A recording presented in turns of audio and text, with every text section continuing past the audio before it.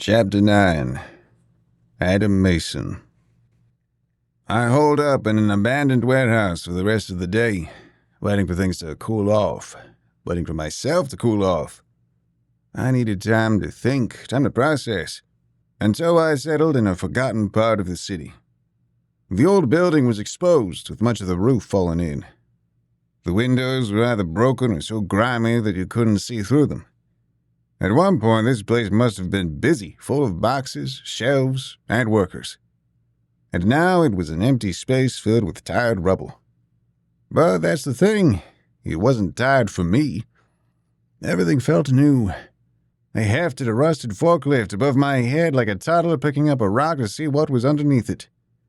I dug with my hands and scooped a giant hole just to see what was there. Hell, I'd already won the lottery.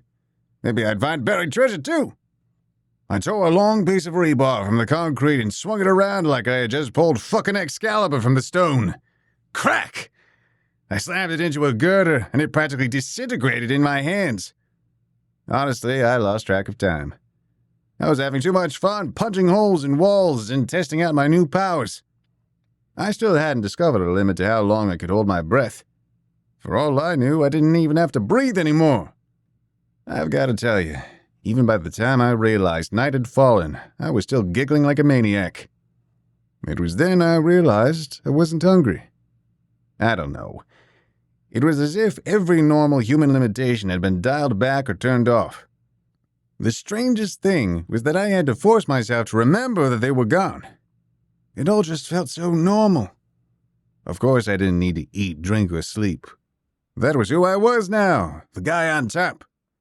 But it was still crazy to me that some people had felt like this all their lives. They were the lucky ones. They got to be gods while the rest of us barely scraped together a living. I don't think the divide ever really cemented itself in my mind before now. I knew people were rich, famous, and powerful, but it never really sank in just how much better they lived. I'm not talking about all the creature comforts, though those things came with their own benefits. I'm talking about freedom. I'm talking about the ability to do whatever you want, whenever you want, to whoever you want. Don't ever kid yourself about things like public servants or philanthropists or whatever bullshit they feed you on the Democracy Channel. Take it from a guy who's seen the other side. They don't give a damn because they don't have to. You work for them so they can lead the lives you always wanted. The lives I always wanted. I giggled again. Now I was one of the lucky ones, and now I could do whatever I wanted. And just to let you know, I'm not an idiot. I can put two and two together when the occasion arises. I figured out what the ghost had injected me with. I mean, it's not exactly a state secret that they siphon the blood of supers to inject into normals. Temporary super soldiers and all that. But what my memory frustratingly lacked clarity on was how long those lucky normals lasted. I remember hearing on the news that they said years. But I also vaguely recalled that the ghost told me that I was on the clock. Yeah, I honestly didn't believe him. I felt fine. I felt better than fine. I mean, look what I could do! I could take bullets to the face! If that doesn't scream a picture of good health, I don't know what does. Sure, some people probably keeled over quicker than others and whatnot. But hell, I didn't see what the fuss was about. Glancing up at that night sky, I just felt open. Every day I used to worry about food. Now I'm not sure I could starve. I used to worry about clean water. Now I can take strolls at the bottom of the East River. I used to worry about my job. Now, you know what? When I was a kid, I used to make a list of all the shit I wanted to do with my life. It was filled with the usual childish stuff that you slowly forget over time. It's funny. I remember wanting to be an astronaut. Do you know what those even are? I wouldn't blame you if you didn't. Well, apparently the Democratic Union of America used to send people into space. Apparently we even had people walking on the moon. Now, I don't believe that for a fucking second, but the point is, I had that sort of crazy list. And while some modifications may have been made over the years, it was time to start crossing some shit off. I looked down at my hands, clenching them with enough strength to crush concrete into dust. A wicked grin spread across my lips as an idea came to me. Oh yeah, I knew exactly what I was going to do first. In just under an hour, I found myself standing in front of the same grimy fast food restaurant where this whole adventure began. You'd be surprised at how easily I walked through the open streets. Well, to be fair, it was dark and there wasn't much traffic, but still, I realized everyone expects the insane super hobo to be flying through the air, not the vagrant strolling down the sidewalk. Even with my face plastered all over the billboards, which itself was a strange sensation, no one looked up or raised the alarm. But anyway, man, I was downright cackling as I entered the restaurant. There was a short line this late into the night, but I went straight to the front. The robot had just placed an order on the counter. I swiped it before the man could pick up his meal. Hey! The guy was young, maybe in his early 20s. He wore the same rags as everyone else who went to this joint, but his face irritated me. It was all beady and squinty-like. It reminded me of that weasel of an interrogator. He could have been his son for all I knew. I lifted him by his neck. His anger swiftly turned to horror as he recognized just who I was. Ask yourself this, I grinned. Do you really want to mess with me? He choked out a noise and shook his head rapidly. I threw him to the floor. Not hard enough to hurt him. I wasn't a monster after all. Everyone else gasped, horrified, and they all started running for the exit. The man yelled and scrambled away with them. Holding my meal in my hands, I turned to the tin can with the crooked mustache. Alert, alert. You have been recorded causing a public disturbance. Please wait until the police arrive. You always were a stupid robot. You know that? I asked it. Alert, alert. You have... I reached over the counter and snapped off the mustache. The piece of iron felt like putty in my hands. I tossed the scrap of metal behind me. Tell me, did they program you to run? Or are you just as disposable as the rest of this garbage dump? Alert, alert. I pulled out its microphone mouth and crushed it in my hands. I'm a nice man. You have 3 seconds to prove me wrong. 1. I held out my finger to flick it on the forehead. The tin can rumbled, monotonously trying to say the same thing as it always did. 2. The robot still blankly looked at me, never understanding the danger. 3. Flicking my finger, the oversized tin can crashed through the wall and into the kitchen behind it. The automated restaurant exploded with grease, debris, and machine parts. An alarm sounded, and I heard the door lock behind me. I ripped them off their hinges and chucked them in the back as well. The fire caught, and soon the whole place was burning. Looking both ways, I heard sirens in the distance. With my super-sensitive hearing, I could tell they were nowhere near my location. I was still smiling ear from fucking ear when I took off into the night, flying around to shop for places to eat.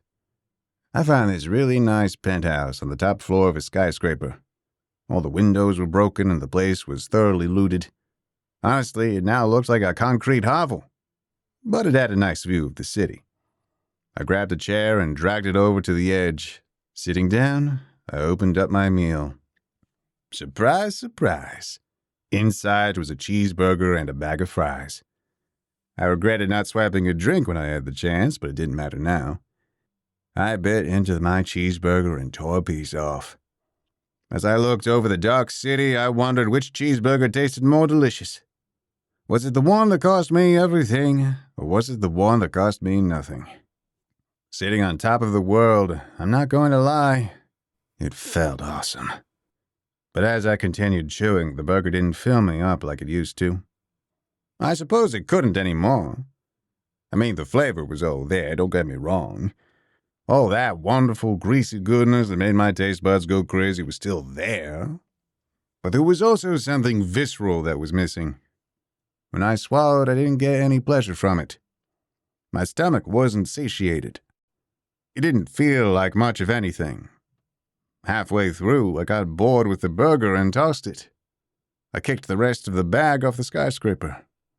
I leaned back in my chair and took in the view. It was nice up here. Quiet, but nice. You never got a lot of that in City 57. There was always someone chattering louder than they should, some distant gunfire, or a drug addict muttering in the corner. If it was quiet, it meant you were in a really bad part of town. And that meant you needed to get out of there fast. This quiet felt more peaceful, if you know what I mean. For the first time in my life, I think I realized what that word meant. I was always going from work to dumpster diving to work. And when I wasn't doing any of those things, I slept with one eye open. I never had the time to stop and think about things. But looking at the shadowy skyscrapers of City 57, I felt alone. I don't know. I look back on my life and I don't even understand what I could have done differently. Yet I still feel like I somehow wasted it.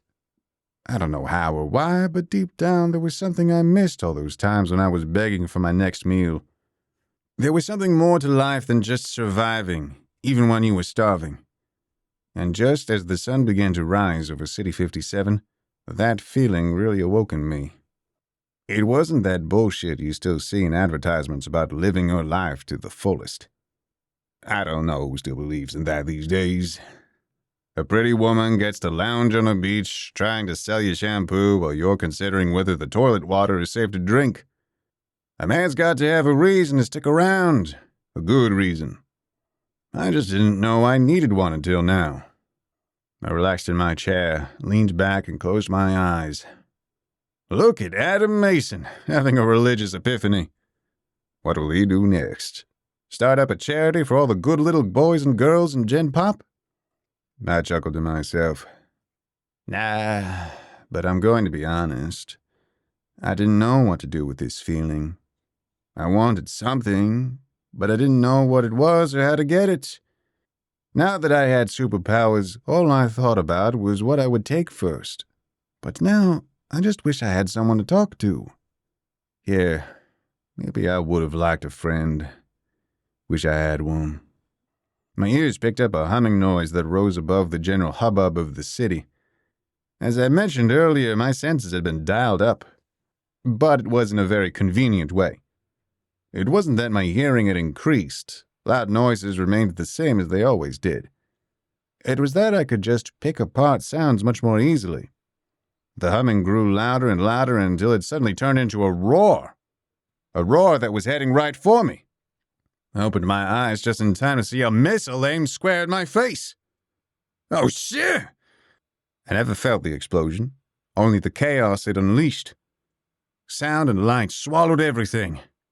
A sharp sting bloomed across my skin as I was hurled backward, the world erupting into fire. I vaguely recall landing on my side and rolling until I slammed against some rubble. A groan escaped, not from pain but from reflex. I regained my senses, and I got up on one knee. After all that, I would say I was mildly miffed. I stayed there for a moment trying to process what had just happened. My heart thundered in my chest, a stubborn reminder of the part of me that hadn't caught up to the new Adam Mason. Somewhere deep down, I still believed I could die. Still thought I could be hurt. I picked myself up and dusted myself off, looking through the burning remains of the penthouse as it collapsed around me. It was then I realized I was completely naked. My clothes had been vaporized in the blast. There were not a lot of ways to piss me off anymore. That was one of them. I clenched my fists. Oh, you son of a bitch. I exploded out of the building, flying towards the drone that had fired the missile. The remote operator didn't have a chance to react as I flew through the drone, splitting it in two. Metal sheared apart, the machine exploded and fell to the ground. And now I was naked and flying over the city skyline. At least it would be difficult to see my jug from up here. Glancing around, I saw dozens of other drones converging on my position. They weren't near me. Many of them were several miles off. But it was still a fucking lot. The night sky was peppered with them like giant flocks of birds. I gritted my teeth. Fighting City 57's entire defense network naked hadn't been on my to-do list, but they were the ones who picked this fight. Well, calling it a fight wouldn't do it justice. All that fancy equipment couldn't keep up with me. I zipped through the drones quickly and easily, like popping bubble wrap. Many opened fire with anti-vehicle rounds, which bounced off me harmlessly. More missiles were launched, but I evaded them. The people controlling these things must have been shitting their pants because the remaining drones started to run away. Again, I was faster. And as the sky was thinning, I decided to get creative before the night was up. I took one drone and held it as a baseball bat. Another one launched another missile at me. All right. I took a deep breath. Better, swing! Unfortunately, I am terrible at baseball, and the drone was an even worse bat. It snapped in half, and the missile hit me square in the face again. I was covered in black soot, but the hit didn't even faze me. Looking down on the city, I could see hundreds of little fires from the wreckage. The morning sky had seen its crimson rain, and I wasn't even getting tired. I noticed 2 drones flying higher than the rest. They had an invisible cloak surrounding them, but my eyes could pick them up easily. They seemed awfully expensive, and more than that, more like dummies for target practice. I didn't have a great swing, but my throwing arm had just gotten several thousand times stronger. I flew down and picked up 2 molten chunks of metal, and soon 2 more very expensive piles of debris were added to the rest. Touching down on the roof of a nearby skyscraper, I relaxed and enjoyed the show as I watched the smoke rise into the air. Hopefully that would get them off my back for the time being. And if it didn't, then maybe I would send them a louder message. I remembered the ghost's words right after he jabbed me, but I honestly didn't feel like fighting, especially not killing anyone else for that matter. I just wanted to be left alone. It occurred to me that this might be wishful thinking. I was now one of the biggest threats in the nation. Hell, I had just destroyed billions of credits and equipment without breaking a sweat. They would be forced to come after me until they took me down, which wasn't ever going to happen. I realized that this exact scenario was what they were so terrified of. I was the walking reason why the ASA and Gen Pop existed. There was now someone they couldn't control. Someone was outside the system, and they were all shitting their pants in terror because of it. Everything they had done, everything they had built, could fall apart in an instant if someone with the strength and will came around to blow their little house of cards away. And perhaps what terrified them most was the thought that someone might tear it all down. They had their chance to run things, and they had blown it. If I wanted to establish myself as king of this festering country, who was going to stop me? Almost in answer to that question, I heard someone approaching, flying. I waited a few minutes, and a pair of boots landed behind me. There was a strange popping noise, and I sensed that 3 others had appeared as well. The only thought that ran through my head was this. Ah, damn. I wish I had a pair of pants.